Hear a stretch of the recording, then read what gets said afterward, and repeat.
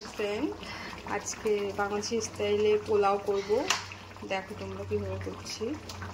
এই যে এখন দিয়ে দেবো সাদা তেল, দেন তারপর একটু হালকা ঘি দিয়ে দেবো।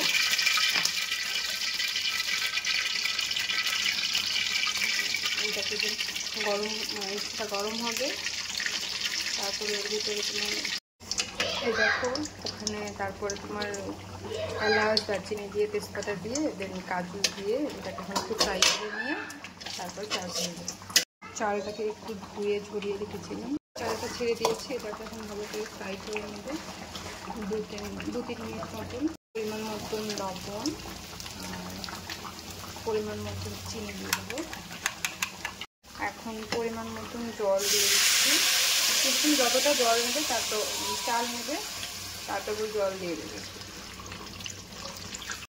এই যে এখন ঘি দিয়ে এটাকে নামিয়ে ফেলবো।